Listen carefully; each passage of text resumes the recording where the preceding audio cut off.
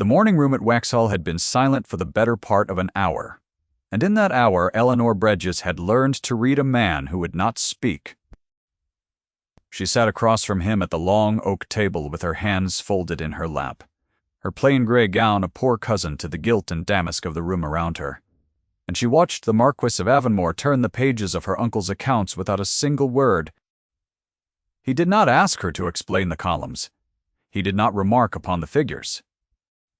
He merely read, his jaw set, the firelight catching the hard line of his cheekbone, and when at last he closed the ledger and looked at her, he said nothing at all. Yet she had seen where his finger had stopped, 3 times, on the same line. She knew what the silence meant. It meant he had found the lie before she had meant him to find it. If you have ever sat in a room with someone who refuses to tell you what they think, and learned to hear them anyway, then you already know the strange intimacy of that morning. Stay with her. The story turns on what was never said aloud. The first frost had come early that year to the Dales, and with it had come the Marquess, arriving at Waxhall unannounced on a grey afternoon to settle a matter of debt that Eleanor's late uncle had left unsettled, and that her cousin Hartley had no intention of paying. She was 23 years old, the orphan daughter of a clergyman, and for the past 4 years she had lived in her uncle's house as something between a poor relation and an unpaid steward, keeping the books no one else troubled to keep, managing a household that ran on credit it could not honor, and saying as little as she could manage. Because she had learned that a woman who said little was a woman left mostly alone, she had not expected the Marquess to look at her at all. Men of his rank did not look at the grey women who kept the corners of other men's houses. Yet when she had brought him the ledger that first afternoon, his eyes had moved from the book to her face, and held there a moment too long, and she had felt the held too long of it the way one feels a draught from an open door without yet knowing which door has opened. To the household, she was simply the cousin who counted. That was how her aunt had introduced her, standing in the hall in her good silk with her chin lifted. The cousin who counts said as though it were a small joke and a smaller person, and the footman behind her had not quite hidden his smile. Eleanor had heard the label and set it down inside herself with all the others. She had a drawer in her for such things. It was very full.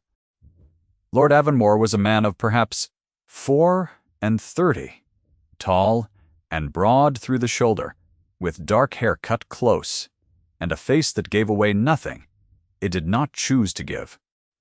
He wore a fitted navy tailcoat and a white cravat tied without ornament, and he moved through the rooms of Waxhall with the unhurried certainty of a man who had never once had to wonder whether he was wanted. The servants called him cold behind their hands, the county called him proud. Eleanor, who had spent 4 years learning to read what people would not say, watched him for 2 days, and came to a different conclusion, though she kept it, as she kept everything to herself. What? She thought he was a man holding something shut. The debt was the matter at hand, and the debt was real.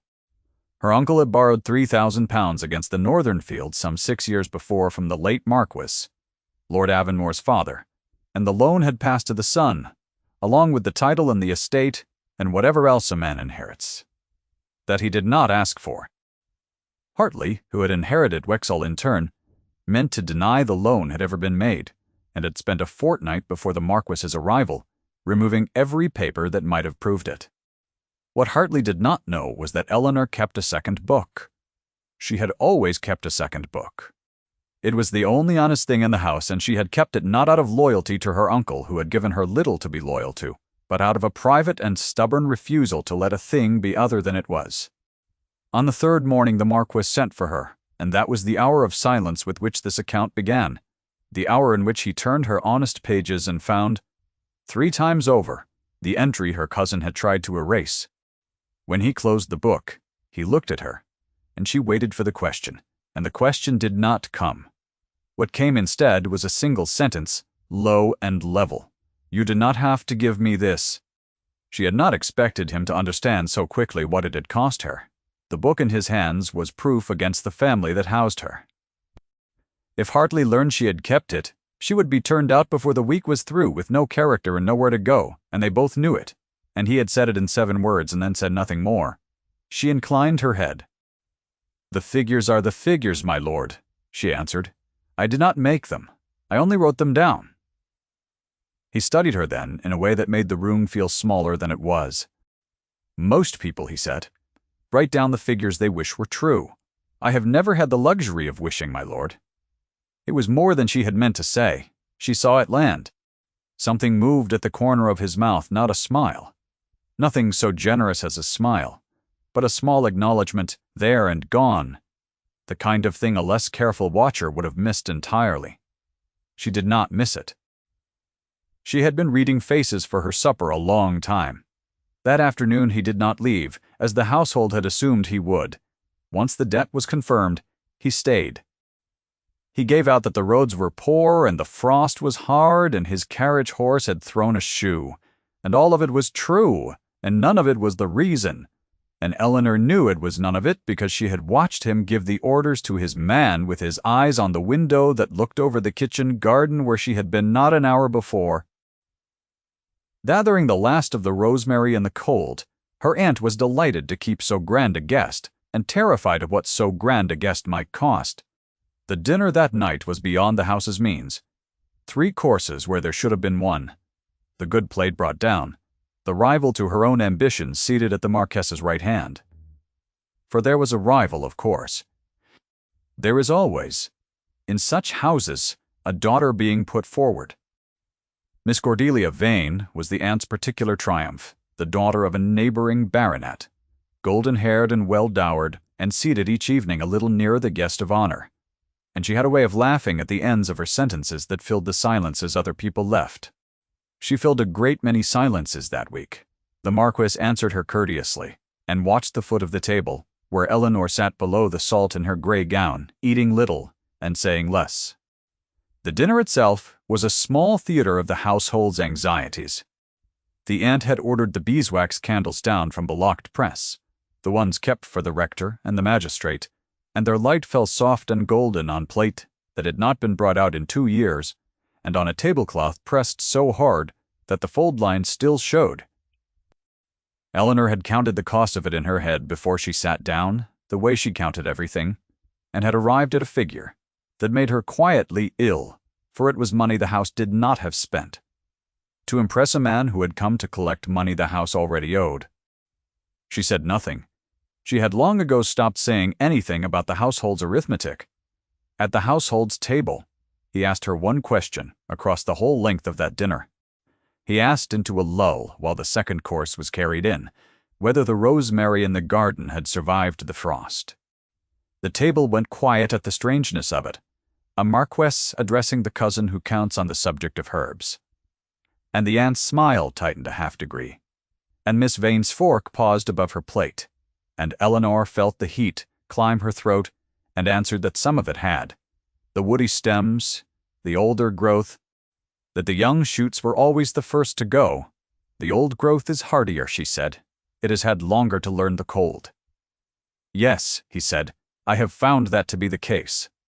And he said nothing else for the rest of the evening, and Miss Vane laughed at the end of 3 more sentences. And the aunt beamed, and only Eleanor sat with her hands very still in her lap, and understood that he had not been speaking of the rosemary at all. She did not let herself believe it. That was the discipline of her years in that house, the daily labor of not letting herself believe in any softness, because softness believed in, and then withdrawn, was the cruelest arithmetic she knew. She told herself he was a great man, amusing himself with a strange creature for an idle week. She told herself the warmth in her own face was the fire, and that the way she always seemed to know precisely where he stood in a room, the way the air of a place changed for her when he entered it, was nothing but the natural watchfulness of a woman who had learned to track men of rank for her own safety. She told herself a great many sensible things. Her body did not believe a word of them.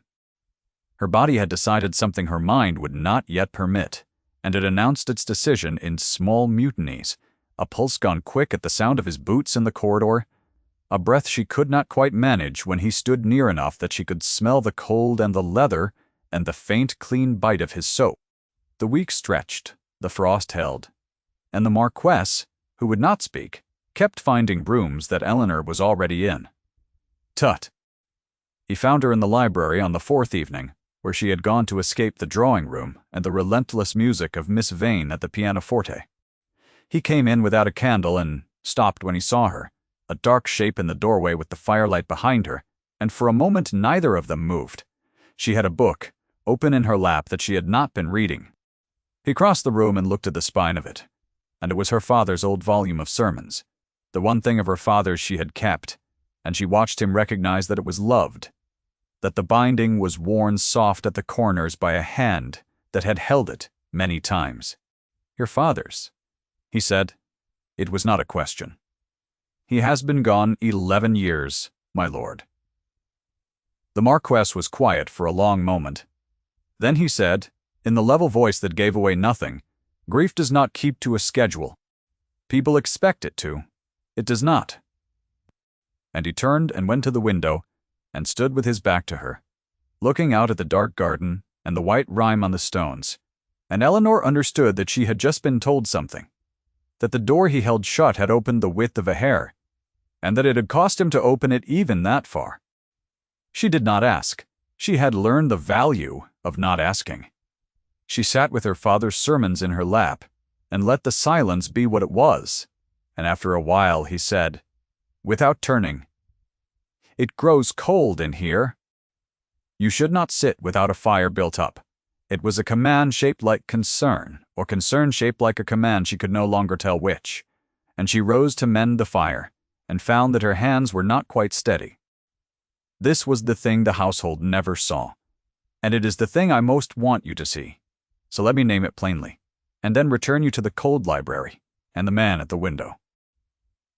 Everyone at Wexhall heard the Marquess's silence as coldness. Eleanor heard it as a man speaking the only language grief had left him. The difference between those two hearings is the whole of this story. Now, back to the window, and the frost. And the 11 years.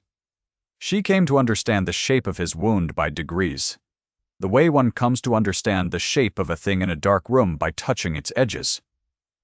He had been married. The county knew that much and spoke of it in the past tense. The young Marchioness dead these 4 years. And there the county's knowledge ended and its invention began. Some said a fever. The kinder voices said only that he had loved her and grown strange afterward. And the unkinder voices said, a man does not grow so cold over a wife unless the marriage was colder still. Eleanor listened to all of it and believed none of it, and waited, because she had found that the truth of a person arrives on its own feet when it is ready, and not before. It arrived on the 6th night, and it arrived because of the child.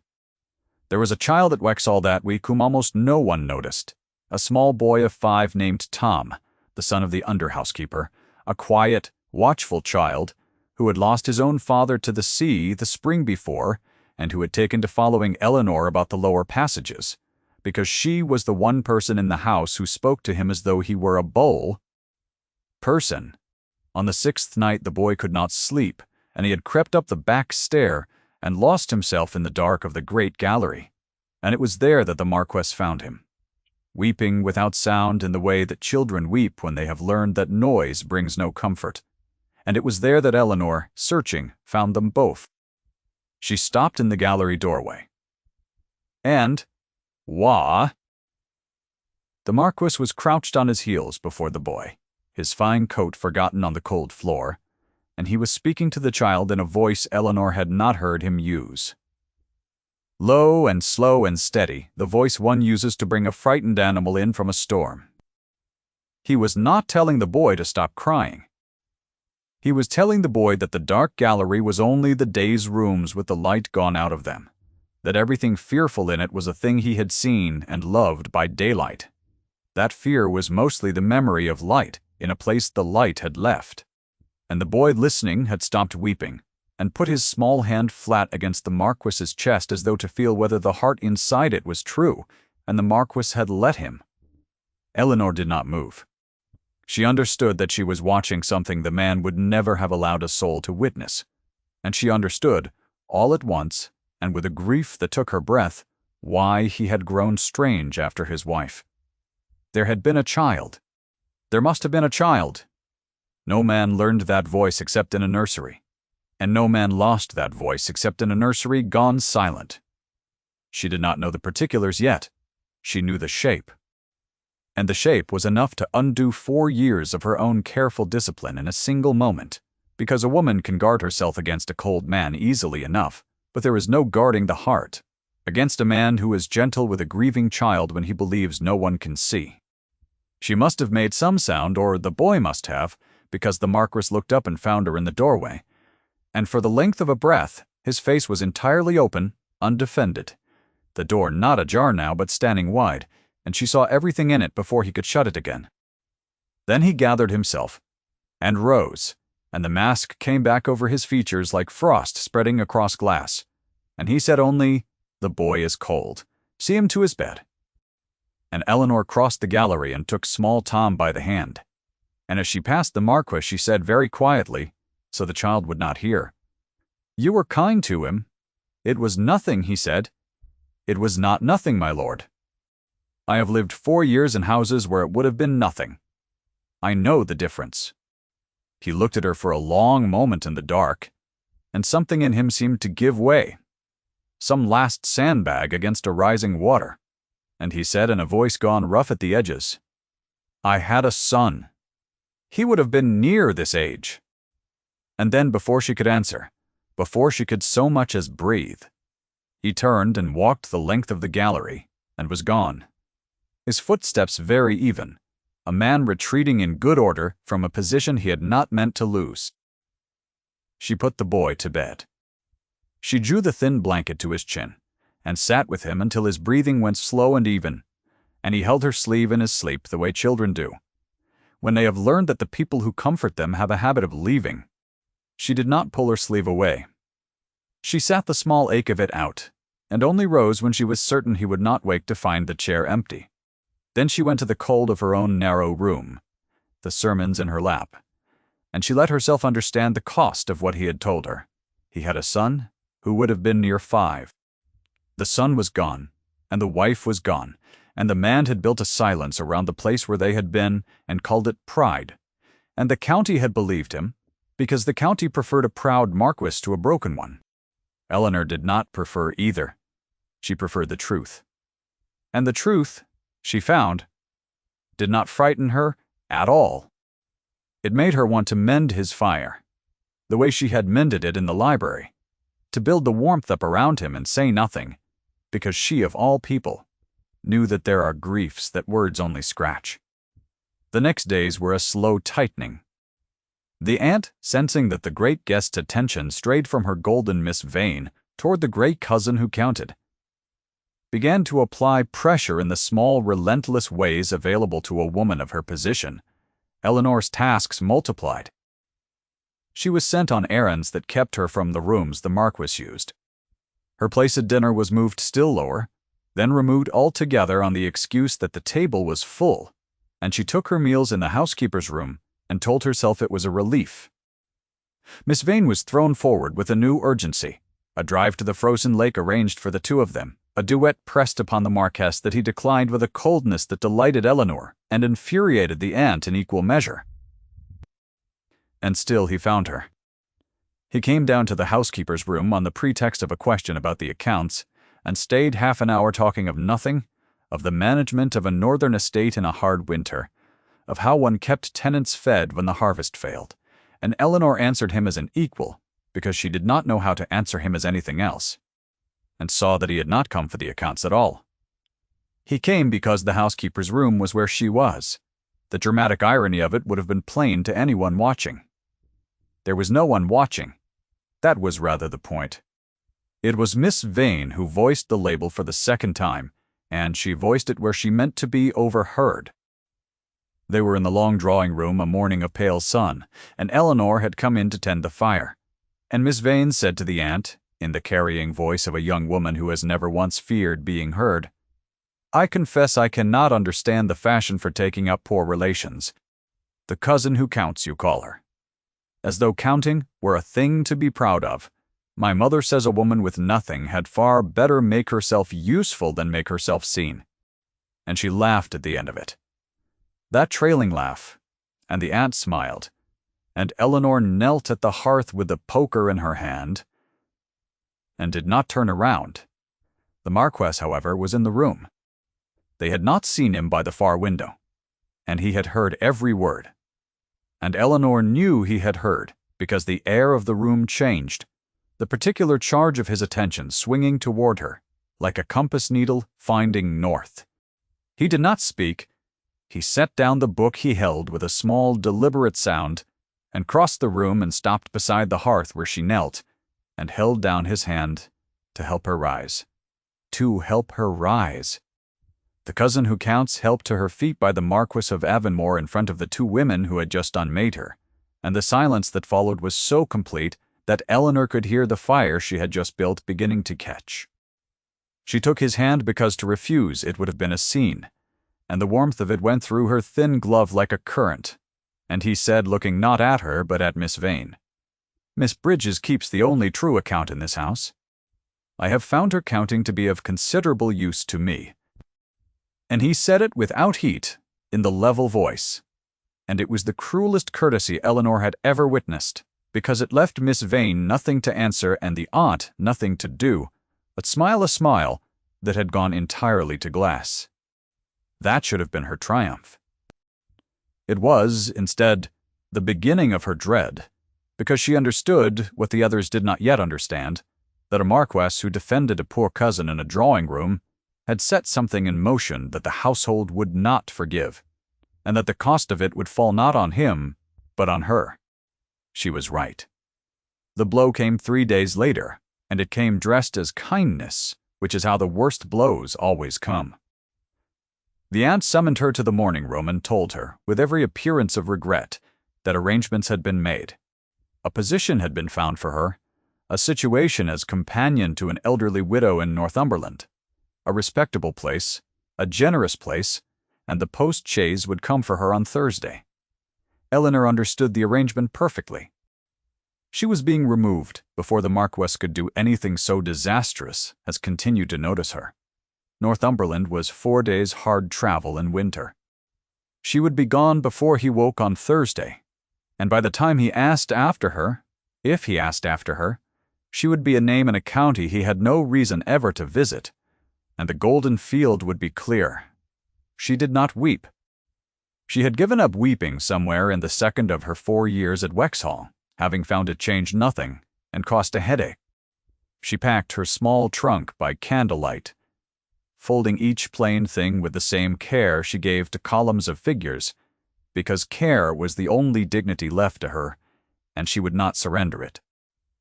She wrapped her father's sermons in her second-best shawl and laid them on top. And on the Wednesday evening, the evening before the chaise was to come, she went down to the library one last time, because it had become, in the strange short calendar of that week, the only room in the house that felt like hers, and she did not expect to find anyone there, and she found the Marquess. He was standing at the window where he always stood, and he turned when she came in, and he saw her face, and he knew she did not have to tell him. He had learned to read her, she realized, exactly as she had learned to read him, in the same currency of small unspoken things, and her face had told him the whole of it in the moment she crossed the threshold. "When?" he said. "Tomorrow morning, my lord. Northumberland, a widow who wants a companion."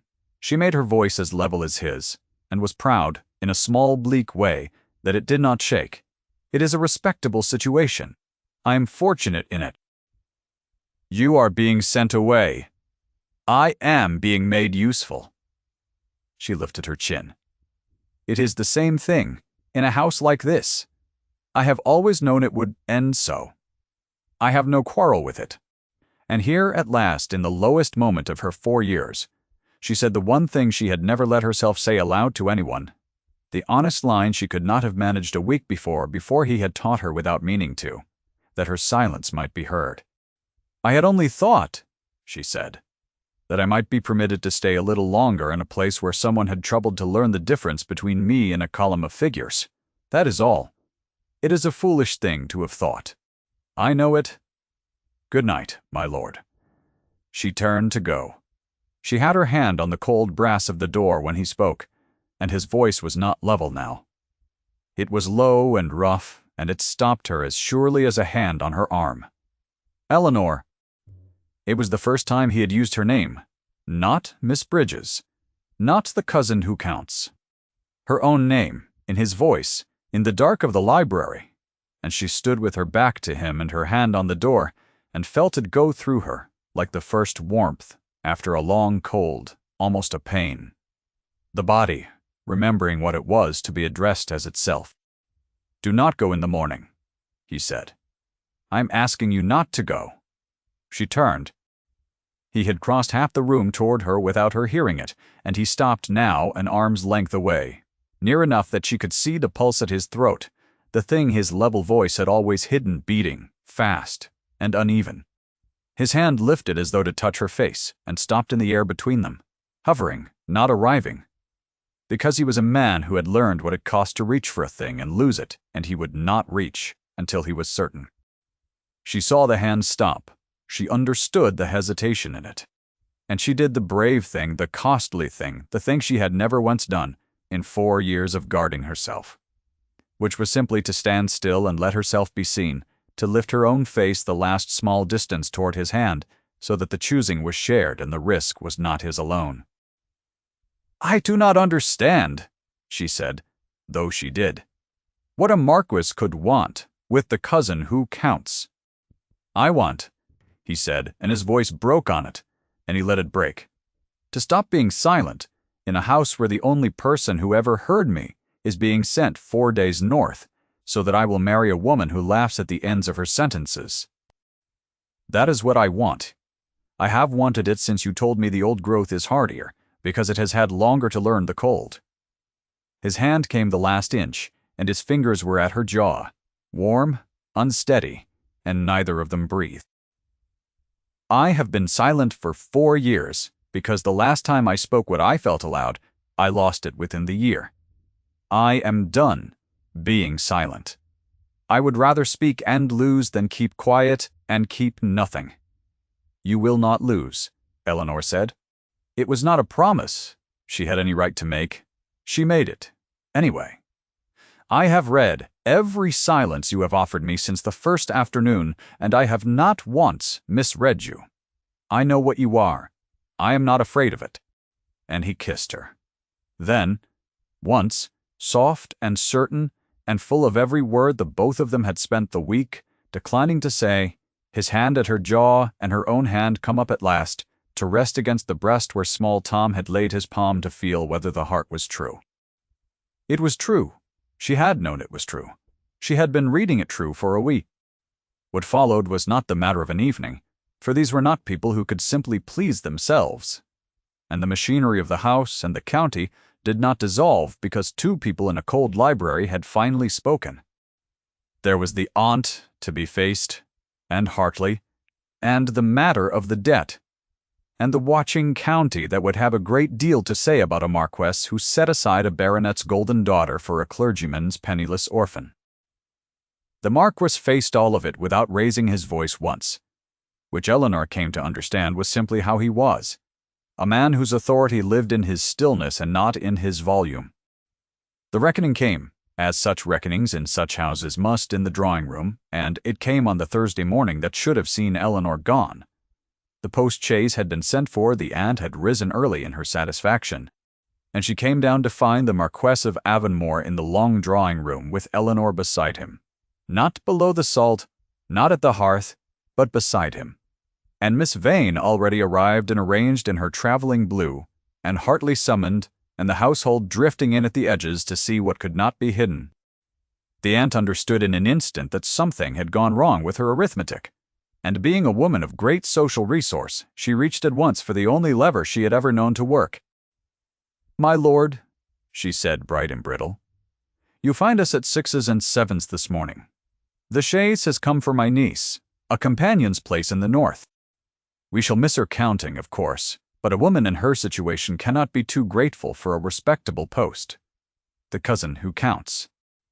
She said it for the 3rd time, and she said it to the Marquess directly, and appealed to him to agree with the world's measure of the woman beside him, to remember himself and his rank and the golden alternative in traveling blue. Surely you agree. She is fortunate the room went. Still Eleanor felt the stillness settle. She did not look at the Marquess. She had learned that the deepest things passed between them when she was not looking, and so she looked at the fire she had built so many mornings in that room, and she waited, and she heard him take one step forward, and she heard the level voice she had learned to read go quiet and certain in the listening hush. "She is not going north," he said. "She is going to be my wife." 6 words. He had spent a week declining to say 12, and in the end he needed only 6. The aunt's hand rose to her throat. Miss Vane's careful face did something it had not been trained to do. And the household at the edges of the room made the small sound a crowd makes when a verdict it had thought settled is overturned in front of it. The indrawn breath, the shift of weight, the turning of faces toward the gray woman by the fire. Who was gray no longer? Who was? They saw now, looking at her as though for the first time. Simply a woman. A great man had chosen in full view of everyone who had told her she would not be. He did not humiliate the aunt. He did not need to. He turned to her and said, with a courtesy that was its own quiet correction, that he was grateful for her hospitality, and would see the debt her late husband owed forgiven, entirely as a wedding gift to his bride's family. And the aunt, who had come into the room to remove Eleanor, and found herself instead the recipient of £3,000 mercy from the very woman she had unmade, had nothing left to do but sit down rather suddenly in the nearest chair.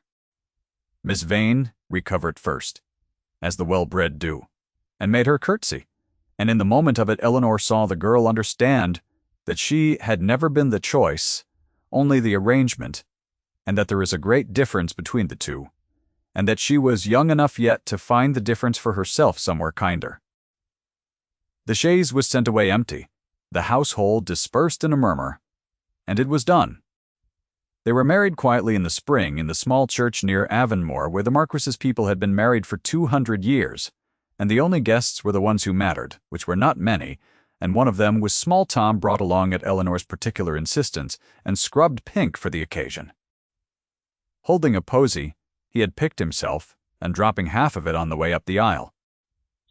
The Marquess had asked, when she made the request, why she wished the child there, and Eleanor had said only that the boy had once put his hand on her husband's heart to feel whether it was true, and that she thought he had earned the right to see the rest, and the Marquess had looked at her for a long moment and not been able to speak at all. Which she had come to understand was the highest thing he had to give. The first winter of their marriage came on early, as the last one had, the frost hard on the dales, and the young growth gone in a night. Eleanor stood at the window of the morning room at Avonmore, which was hers now, with her father's sermons on the table where she had at last set them down for good, the binding worn soft at the corners by hands that had loved it across 3 lifetimes. Behind her the fire was built up high against the cold, for she would never again sit in a room without one if she could help it, and the Marquess came in from the dark with the frost still on his shoulders, and crossed to where she stood and put his arms about her without a word. She leaned back against him, and they watched the white come down over the garden where the old rosemary grew, the woody stems that had survived another freeze, the hardy growth that had had the longest to learn the cold. He did not speak.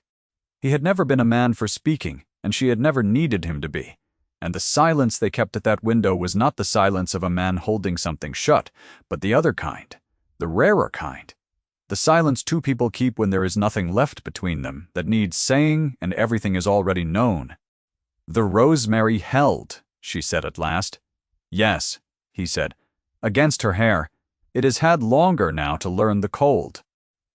And outside the snow went on falling, soft and unhurried over the dales and the dark church, and the grave where his first family slept, which he visited, still, and which she visited with him, because she had never once asked him to be other than a man who had loved and lost and learned to love again across the ruin of it.